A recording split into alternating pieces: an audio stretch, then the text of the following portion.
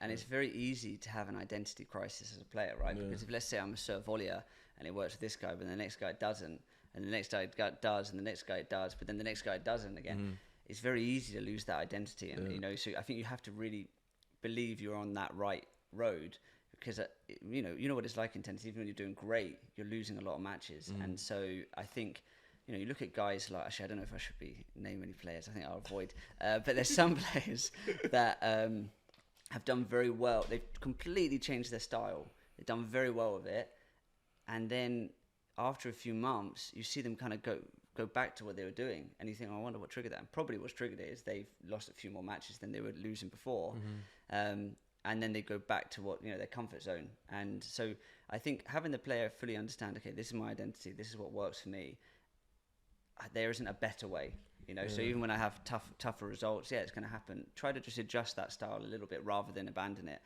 But that's, you know, easy to say. It's tough to do, you know. So in your experience from coaching, do you think that kind of separates the levels, like the good and the great, like the guys that you see going through the challenges and going through the ATPs, because you've been at these academies? So do you think these are the kind of guys that persist like in the tough times? Because as you've said earlier, like, there are a lot of talented players out there and a lot of players that have good level that, you know, could make it. But do you think that's one of the differences that these players make, is that they can persist when other people would doubt? Yes, I think the higher the level, the clearer the identity, I would say, usually. You know, as in, I'd say, you know what, if you go to start at the top, I won't put them in order, but if you put Federer, Djokovic, Rafa, started with a name. Greatest of all time. Oh god, let's not go into that one. But if you it's extremely clear what you're going to see when you pay. You know, and obviously you can put Carlos in there now, Murray, of course. You know, and then as you go down, you know, let's say for example Shelton, well, you know what he's going to do, and then you go maybe a little bit further down.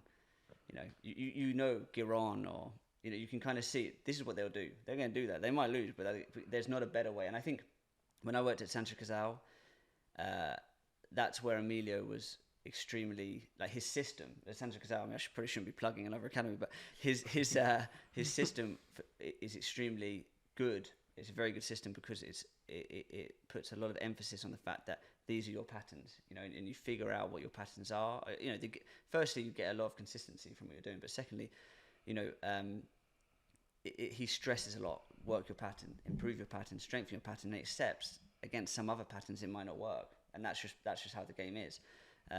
Some patterns it will be very effective against, and some other patterns it won't be. And he stresses that, and I do think that as you go now from, let's say, I think the guys, let's say, from this year that have gone through challenges quickly up to the you know, they've gone through into the 250, 500, whatever. You know how they play. You know, Eubanks is clear how he's playing, or Shelton is clear how he's playing. I mean, who else has gone through quite quickly? I'm just naming it. Evan don't want to shout out. Okay. Forgetting this, but I think you have to be clear, and like I say, the more clear you are, most likely the better the results. And because I think as well, you know, we always talk about what separates, right? Because that's the crucial. The level you guys play, the level's going to be very close. The games are going to be close. We're going to get to a lot of 30-year-olds. We're going to get a lot to.